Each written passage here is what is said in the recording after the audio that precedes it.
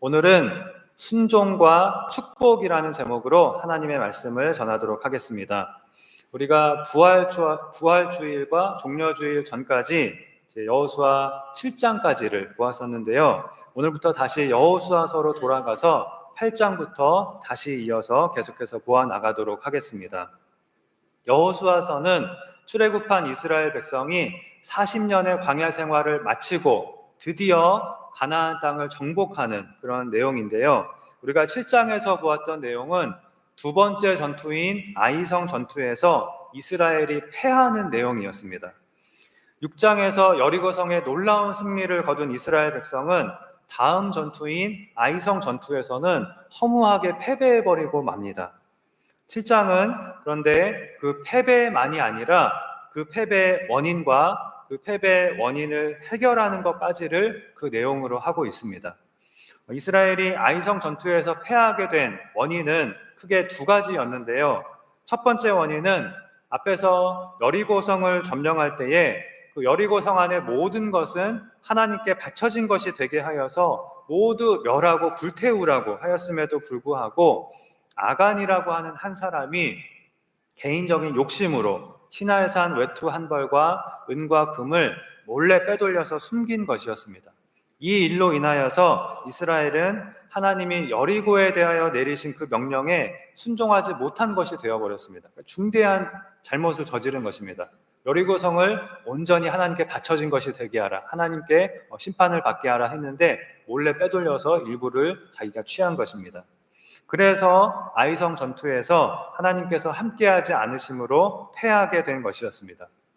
그리고 또 두 번째 원인은 이스라엘이 여리고성의 그 큰 승리에 너무나 도취되어서 여리고성보다 작은 이 아이성 정도는 우리의 힘으로도 쉽게 이길 수 있다는 그런 교만에 빠져서 하나님을 의지하지 않은 것이라고 하였습니다. 사실 여리고성을 무너뜨려 주신 분은 하나님이신데 자신들의 힘으로 여리고성을 점령하였다고 착각에 빠진 것입니다. 그래서 아이성 정도는 식은 죽 먹기다, 가볍게 그냥 3,000명 정도만 보내도 쉽게 점령할 수 있다, 이러한 교만한 마음으로 3,000명만으로 쳐들어갔다가 아이 사람들에게 패하여 도망을 가게 되었다고 하였습니다.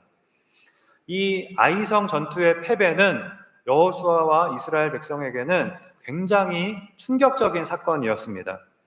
요단강을 건너고 또 여리고성을 무너뜨리면서 이들은 이미 다 가나안 땅을 정복한 것처럼 자신감이 충만해져서 하나님의 백성인 우리가 아이성쯤은 너무나 당연히 이길 거라고, 아니 그 어떤 상대도 당연히 우리는 이길 거라고 승리를 기정사실화하고 있었는데 진 것입니다.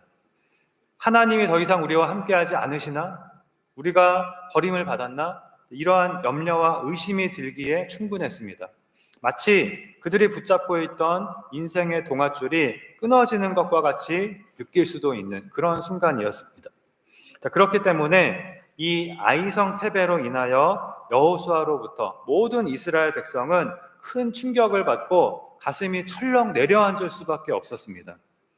그러나 하나님께서 이들을 버리신 것은 아니었고, 하나님께서 왜 아이성 전투에 함께하지 않으셨는지 그 원인을 하나님께서 가르쳐 주시고, 먼저 너희는 거룩을 회복해라 이렇게 가르쳐 주셔서 이들이 아간을 찾아내서 멸함으로, 즉 죄악을 제거함으로 다시 이스라엘은 거룩을 회복하게 됩니다.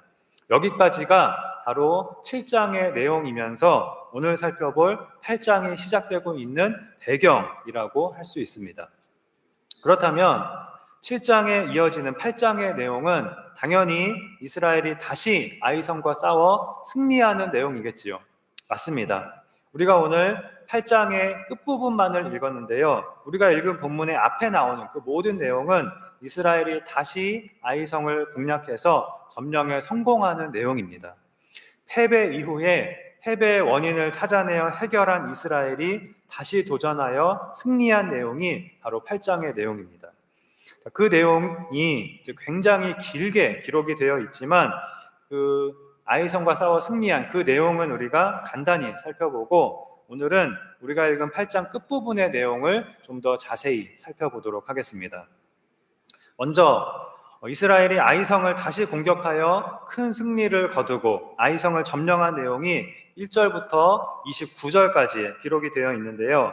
7장에서 하나님께서 명하신 대로 아간을 찾아내어 처벌함으로 이스라엘 가운데 죄를 제거하고 거룩을 회복하게 되었을 때 8장 1절에 보면 비로소 하나님께서 여호수아에게 아이성을 공격하여 점령하라 라고 하시면서 내가 아이성을 너희 손에 넘겨주었다 라고 말씀을 하십니다.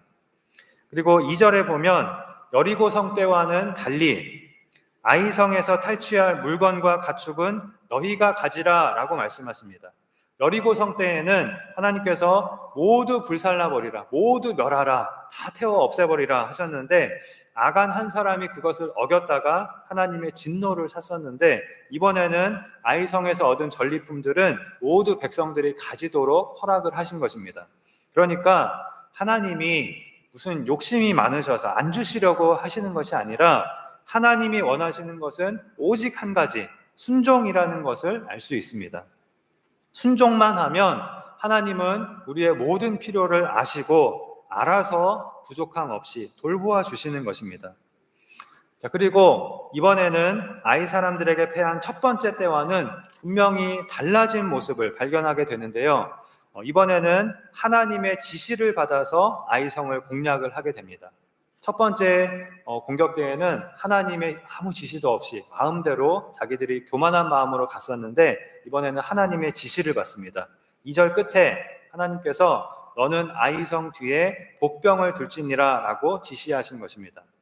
이번 작전은 성 밖에 복병을 두고 적들을 성 밖으로 유인해서 한 번에 일망타진하는 그런 작전이었습니다.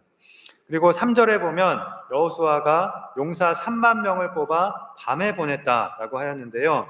이번에는 3천 명의 10배인 3만 명의 군사로 그것도 밤에 조심스럽게 작전을 수행한 것입니다.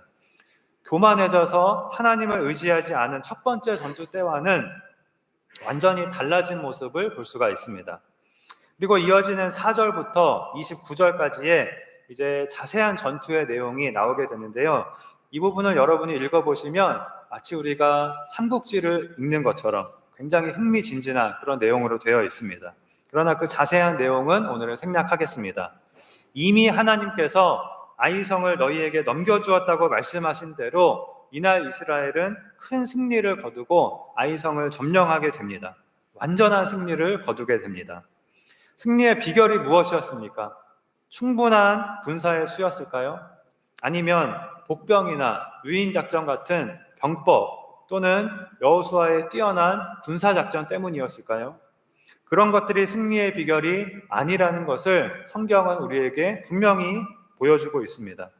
8장에서의 이 이스라엘의 승리는 바로 7장이 있었기에 가능했던 것입니다. 이들이 하나님의 명령에 순종하지 않고 하나님이 주지 않으신 것을 취하고 교만해져서 하나님을 의지하지 않았던 그 잘못을 고치고 바로잡았을 때 하나님께서 이들에게 승리를 주신 것입니다. 우리가 반드시 깨달아야 할 것은 전쟁은 하나님께 속한 것이라는 사실입니다. 전쟁은 군사의 수나 병법이나 군사작전에 속한 것이 아닙니다. 우리 믿는 사람들에게 전쟁은 하나님께 속한 것입니다. 우리에게 그 전쟁이 무엇입니까? 바로 우리의 삶, 우리의 인생인 것입니다. 우리의 삶은, 우리의 인생은 하나님께 속한 것입니다. 우리의 힘과 능력에 속한 것이 아닙니다. 우리가 하나님께 순종할 때 하나님께서 우리를 돌보아 주시고 하나님께서 우리에게 승리를 주시는 것입니다. 이것이 여호수아 7장과 8장이 우리에게 가르쳐주고 있는 것입니다. 오늘은 이와 관련해서 8장의 마지막 부분에 기록되어 있는 내용을 통해서 순종과 축복에 대해서 생각해 보려고 하는데요. 29절까지 해서 아이성을 정복한 이후에 오늘 본문은 여호수아와 이스라엘 백성이 갑자기 이 8장의 내용과는 상관이 없는 것처럼 보이는 좀 생뚱맞은 이상한 의식을 행하는 내용을 기록하고 있습니다. 30절에 보시면 에발산이라고 하는 장소가 갑자기 등장을 하고요. 여호수아가 에발산에 제단을 쌓았다라는 것으로 시작을 합니다. 그리고 31절에는 그 제단에서 번제물과 화목제물을 드린 것이 기록이 되어 있고요. 또 32절에는 여호수아가 율법을 돌에 기록하는 그런 내용이 나옵니다. 그리고 나서 33절에 보면 이상한 의식을 행하는 것 같은 내용이 나오는데요. 굉장히 길게 기록이 되어 있지만 쉽게 설명을 제가 해드리면, 가운데에는 하나님의 언약궤를 위치시키고 백성의 절반은 그리심산 앞에, 나머지 절반은 에발산 앞에 섰다는 것입니다. 그것이 33절의 내용입니다. 그리고 나서 34절에 여호수아가 모든 백성을 향하여 율법의 모든 말씀을 낭독하였습니다. 이것이 오늘 본문의 내용입니다. 갑자기 그리심산, 또 에발산이라는 장소가 나오고, 또 백성들이 절반씩 그 산 앞에 서고, 이렇게 알 수 없는 내용이 갑자기 나오고 있는데요. 이것이 다 무엇인지, 갑자기 이런 내용이 왜 나왔는지, 왜 이런 이상한 의식을 행하였는지 본문만 가지고는 여러분들이 이해하시기가 좀 어려우실 겁니다. 그런데 31절에 보면 이는 여호와의 종 모세가 이스라엘 자손에게 명령한 것과 모세의 율법책에 기록된 대로라고 하였습니다. 그리고 오늘 본문을 보면 거의 매 절마다 모세의 이름이 나옵니다. 다시 말하면 오늘 본문에 기록된 모든 일은 이미 모세가 그렇게 하라고 명하였고, 또 율법책에 기록된 대로 행한 일들이라는 것입니다. 바로 여호수아서 바로 앞에 나오는 신명기에서 모세가 명한 일, 즉 하나님께서 모세를 통하여 명하신 그 일을 여기서 지금 행한 것입니다. 신명기는 이스라엘이 요단강을 건너기 전 모압 평지에 있을 때에 모세가 마지막으로 가나안에 들어갈 새로운 세대에게 하나님의 말씀을 가르친 것이라고 하였습니다. 그것이 신명기의 내용입니다. 그런데 그 신명기 11장 29절에 거기에 보면 모세가 이렇게 말합니다. 내 하나님 여호와께서 내가 가서 차지할 땅으로 너를 인도하여 들이실 때에 너는 그리심산에서 축복을 선포하고 에발산에서 저주를 선포하라. 즉 얼마 후에 너희가 이제 가나안 땅에 들어가게 되면 거기에 있는 그리심산에서 축복을 선포하고 또 거기에 있는 에발산에서 저주를 선포하라. 이렇게 미리 모세가 명한 것입니다. 축복을 선포하고 저주를 선포하는 것이 각각 무엇을 의미하는지 이 말씀만 가지고는 알 수가 없지만, 어쨌든 그리심산에서는 축복을 선포하고 에발산에서는 저주를 선포하라, 이렇게 말씀을 하고 있습니다. 그런데 이에 대한 자세한 내용이, 자세한 지침이 신명기 27장에 가서 나옵니다. 오늘 본문에서 여호수아와 이스라엘 백성이 행한 모든 일은 바로 신명기 27장에서 모세가 자세히 명한 것을 그대로 따른 것인데요. 그 신명기 27장을 보면 모세가 이렇게 지시합니다. 먼저 2절과 3절에 너희가 가나안 땅에 이제 들어가게 되면 큰 돌들을 세우고 그 돌들 위에 율법의 모든 말씀을 기록하라 라고 하였습니다. 그리고 4절에서는 그 돌들을 에발산에 세우라 라고 그렇게 말씀을 하고 있고요. 또 이어서 5절에서는 거기에 제단, 곧 돌단을 쌓으라고 하였고요. 또 6절과 7절에 그 제단에서 번제와 화목제를 드리라고 모세는 말합니다. 이것이 바로 오늘 본문에서 여호수아와 이스라엘 백성이 그대로 행한 일들입니다. 모세가 미리 명한 대로 한 것입니다. 그리고 조금 더 넘어가서 신명기 27장 12절에서 모세는 이렇게 명합니다. 너희가 요단을 건넌 후에 시므온과 레위와 유다와 이사갈과 요셉과 베냐민은 백성을 축복하기 위하여 그리심산에 서고, 여기 나온 이름들은 야곱의 아들들의 이름인데 지파들의 이름을 말한 것입니다.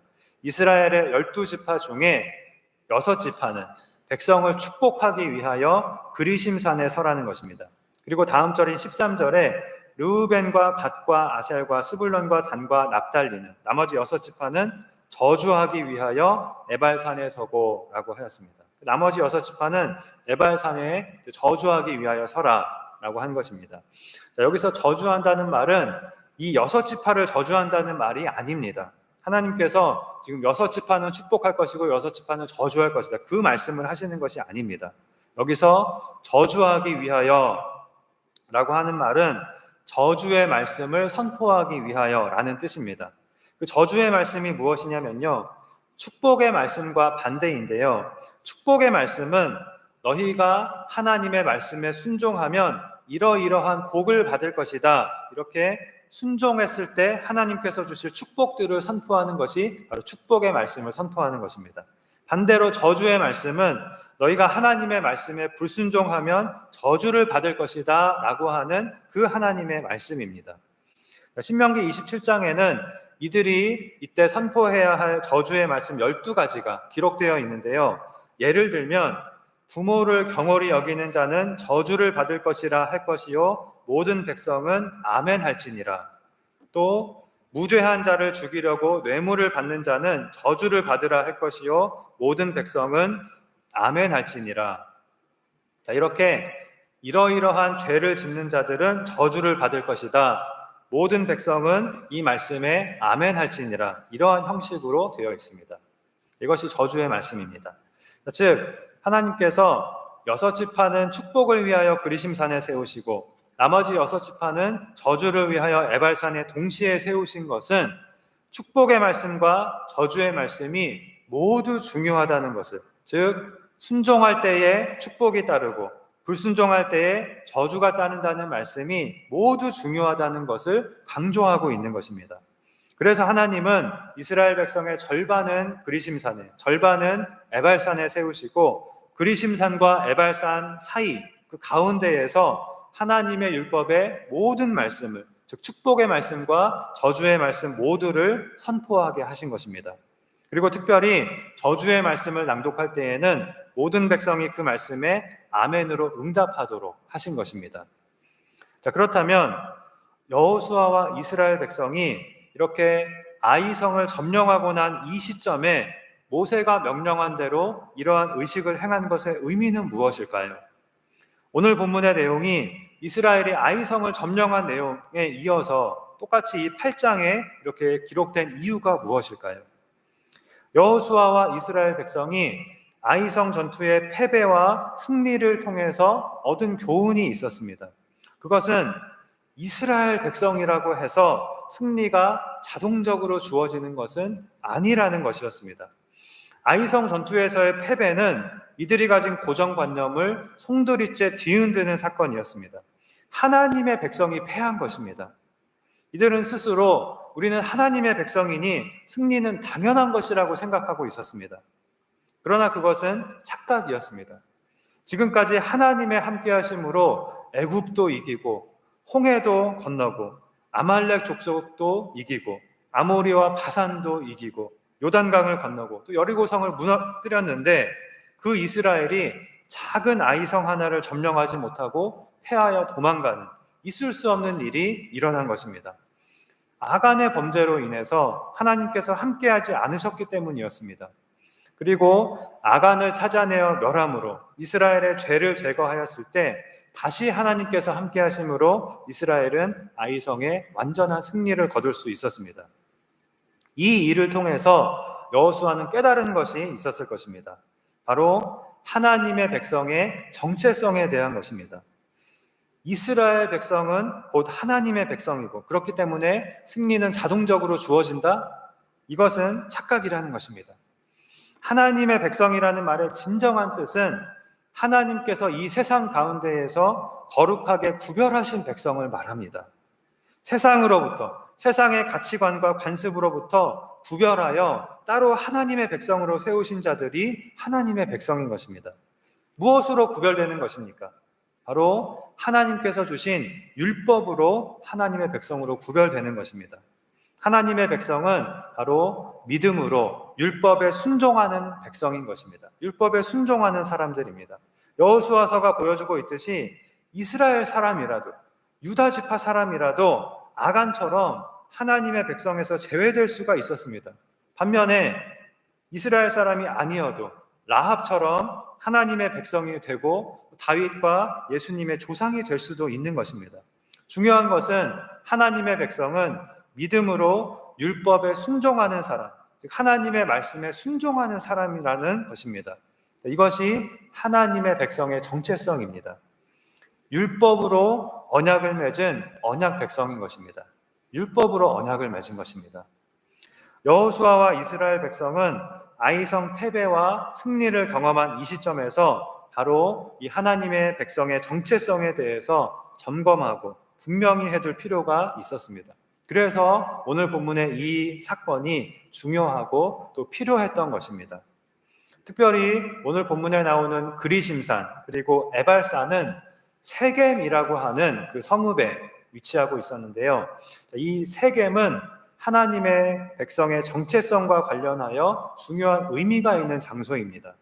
창세기 12장에 보면 아브라함이 고향인 갈대아 우르를 떠나서 처음 가나안 땅에 도착했을 때 세겜 땅 모래 상수리 나무에 이르렀다고 하였고요. 바로 그 세겜에서 하나님께서 아브라함에게 다시 나타나셔서 내가 이 땅을 내 자손에게 주리라고 말씀을 하셨습니다. 그리고 바로 그곳에서 그 세겜에서 아브라함은 제단을 쌓았다고 하였습니다. 그런 장소가 바로 세겜이었습니다.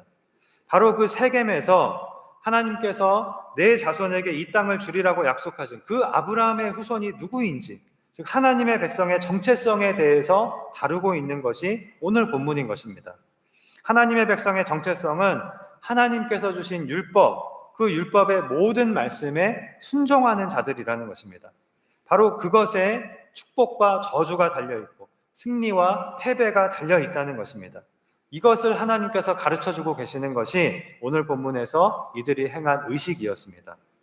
잠깐 여러분 사진을 함께 보시면 오늘 본문을 더 생생하게 이해하실 수 있으실 겁니다.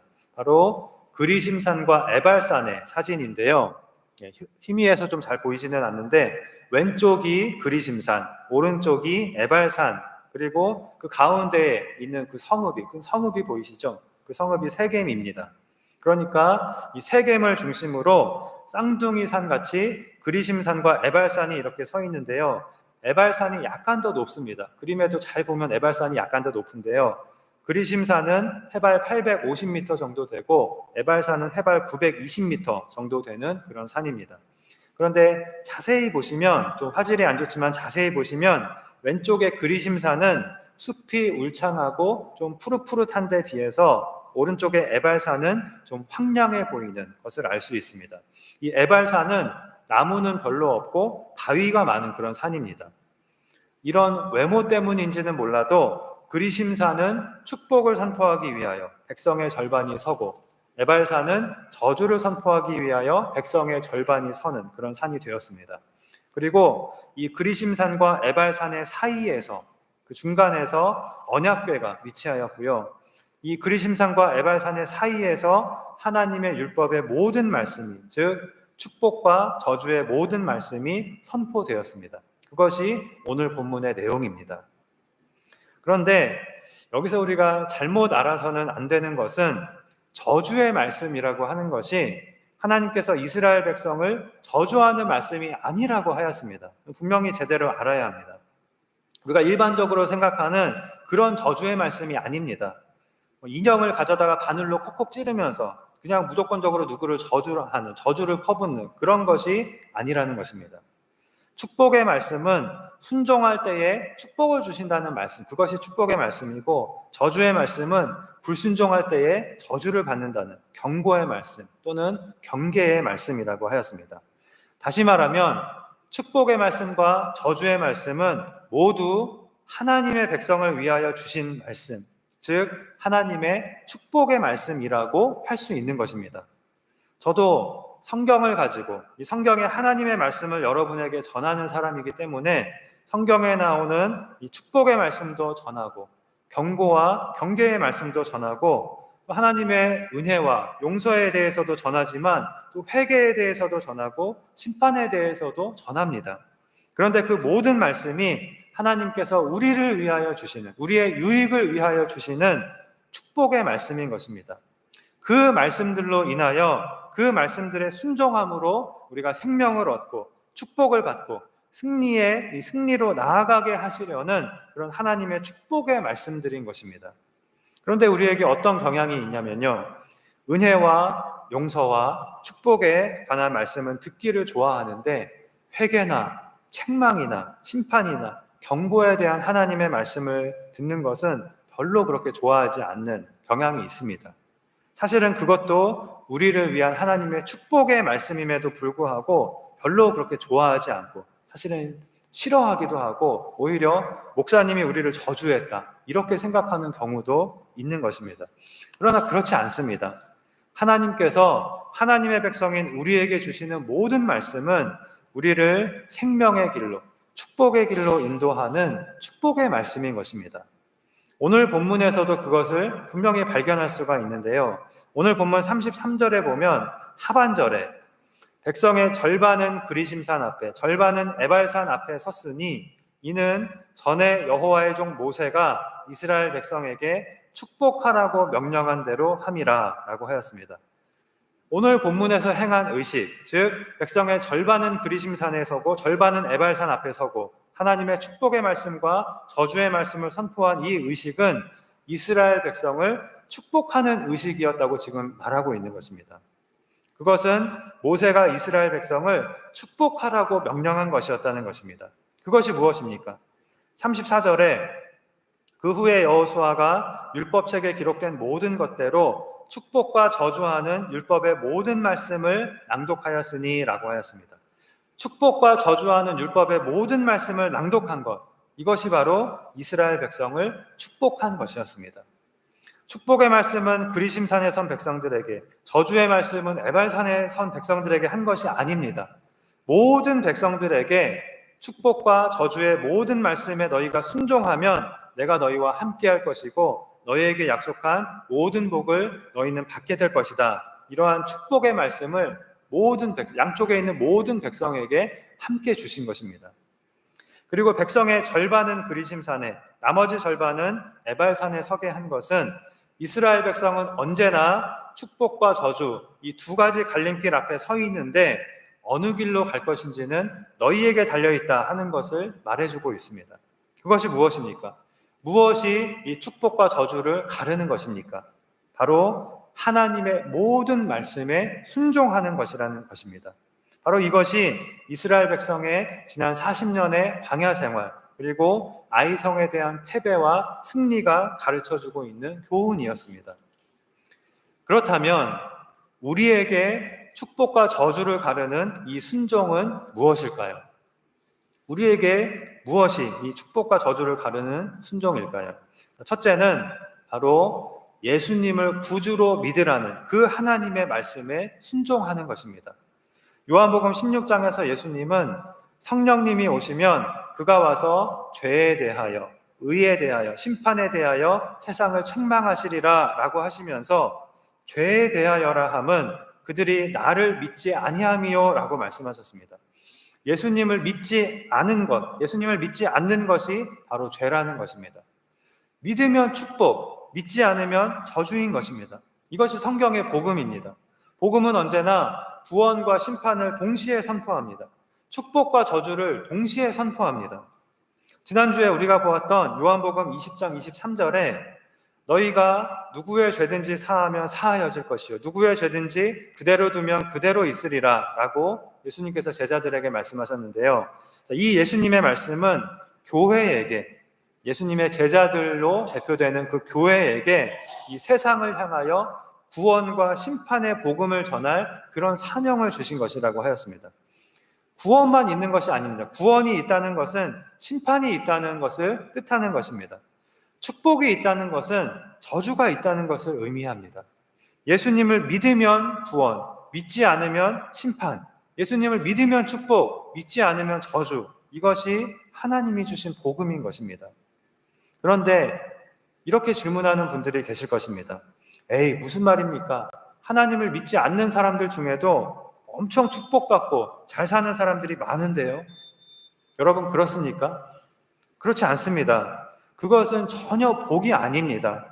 하나님을 믿지 않는 것 자체가 이미 심판과 저주의 길 위에 서 있는 것입니다.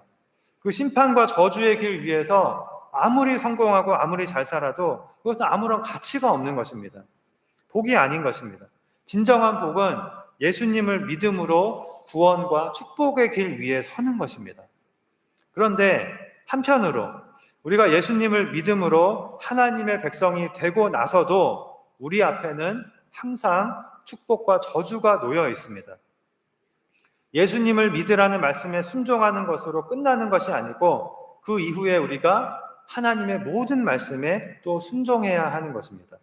우리가 하나님의 모든 말씀에 순종할 때에는 축복의 길로 나아가게 되고, 불순종할 때에는 하나님의 함께 하심을 잃어버리고 아이성을 이기지 못하게 될 수도 있는 것입니다.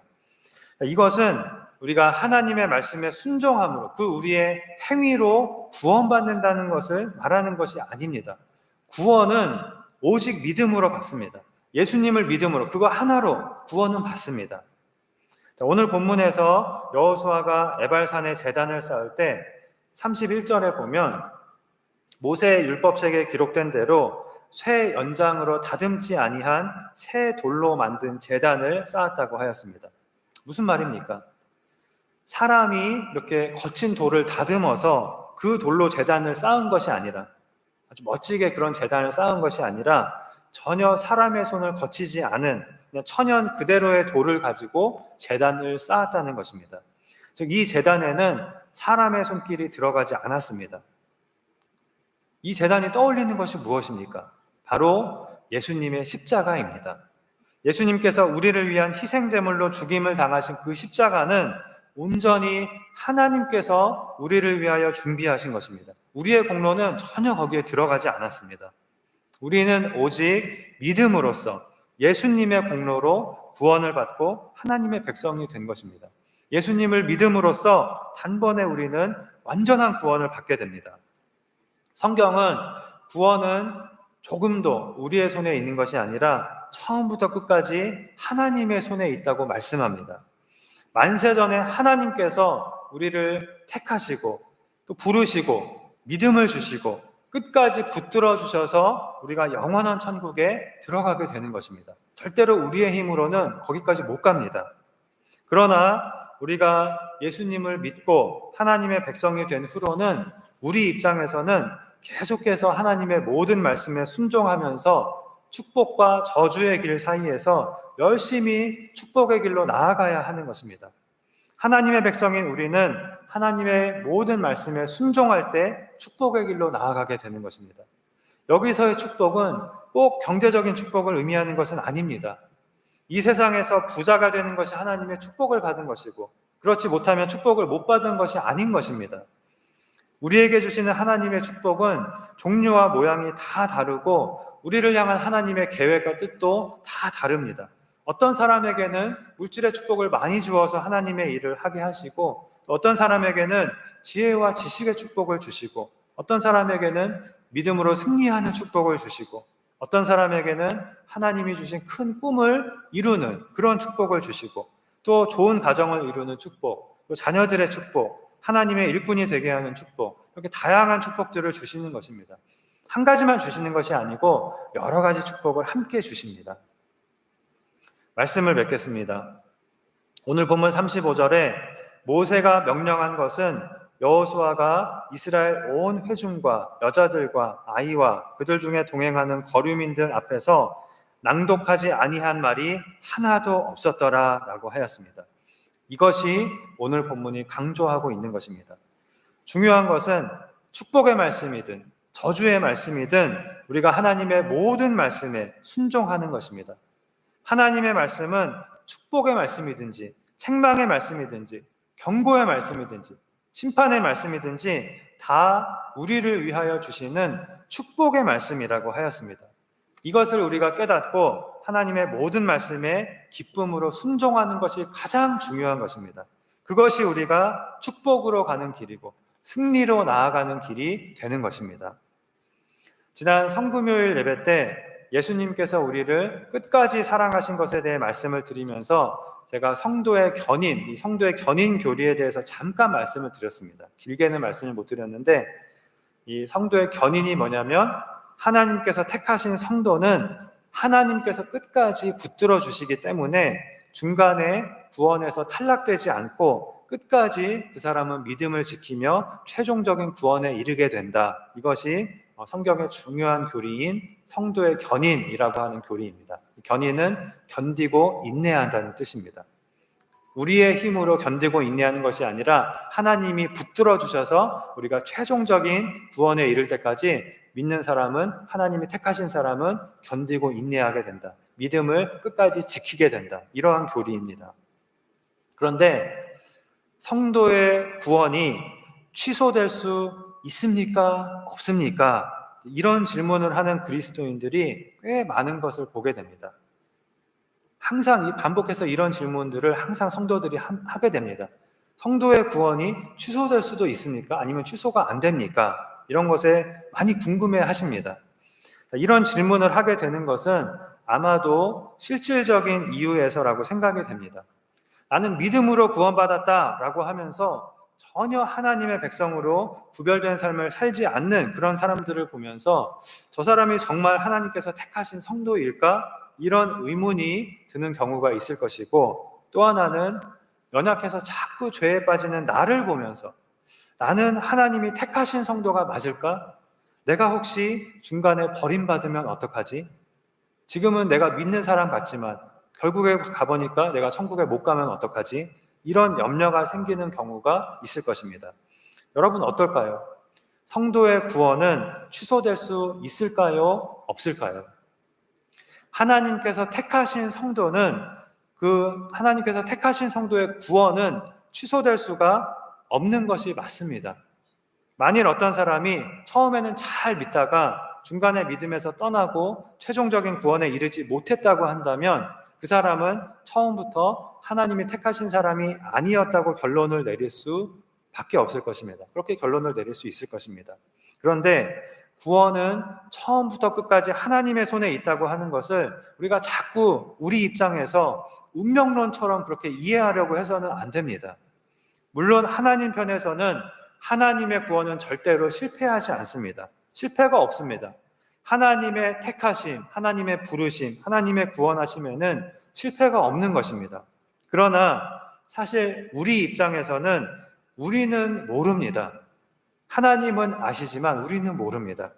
저 사람이 하나님의 택함을 받은 사람인지 아닌지 결코 우리는 절대로 알 수 없는 것입니다. 심지어 내가 하나님의 택함을 받은 사람인지도 내가 하나님이 아닌 이상 우리는 마치 내가 하나님인 것처럼 그 정도의 권위를 가지고 말할 수는 없는 것입니다.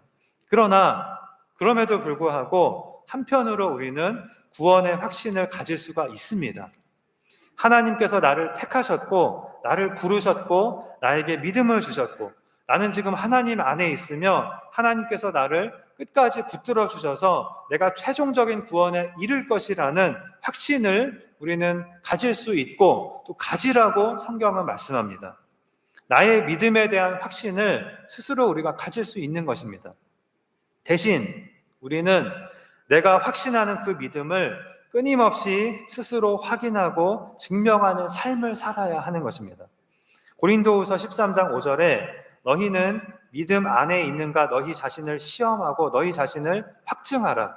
예수 그리스도께서 너희 안에 계신 줄을 너희가 스스로 알지 못하느냐. 그렇지 않으면 너희는 버림받은 자니라 라고 하였습니다. 우리는 예수님을 믿음으로 내가 하나님의 백성인 것을, 내가 하나님의 자녀인 것을 확신할 수 있습니다. 그러나 동시에 천국에 가는 그날까지 끊임없이 내 믿음을 확인하고 증명하는 삶을 살아야 하는 것입니다. 그것은 바로 하나님의 모든 말씀에 순종하며 축복으로 나아가는 삶을 사는 것입니다. 우리가 한 번도 하나님의 말씀에 불순종하지 않고 하나님의 모든 말씀을 완전하게 지키는 삶을 살 수 있다는 것은 아닙니다. 물론 우리는 그런 완전한 삶을 살 수는 없습니다. 그렇기 때문에 하나님께서 우리에게 예수님의 십자가를 준비해 주신 것입니다. 우리 손을 거치지 않은 하나님께서 온전히 마련해 주신 예수님의 십자가를 우리에게 주신 것입니다. 그리고 오직 예수님의 공로로 우리에게 의인의 신분을 주시고 우리를 의롭다 해주시고 그 오직 예수님의 십자가 공로로 우리를 완전히 구원해 주신 것입니다. 다만 우리가 할 일은 하나님께서 주신 그 의인의 신분을 가지고 최선을 다해서 하나님께서 주신 모든 말씀에 순종함으로 하나님의 백성으로 구별된 삶을 사는 것입니다. 내가 좋아하는 말씀이 아니라 내가 원하는 말씀이 아니라 하나님께서 성경을 통해 주신 모든 말씀에 순종하는 삶을 열심히 사는 것입니다. 그렇게 함으로써 우리의 매일매일의 삶 속에서 하나님께서 우리를 위하여 주신 모든 약속의 말씀들이, 모든 축복들이 풍성하게 이루어지는 놀라운 축복의 삶으로 우리가 나아가며, 또 하나님의 붙드심 안에서 끝까지 믿음을 지키고 승리하여 마침내 하나님께서 예비하신 영원한 천국에 이르게 되는 그런 우리 모두가 될 수 있기를 주님의 이름으로 축원합니다. 기도하시겠습니다. 하나님 아버지, 예수님의 십자가로 우리를 구원하여 주시고 우리를 하나님의 백성으로 삼아 주신 것을 감사드립니다.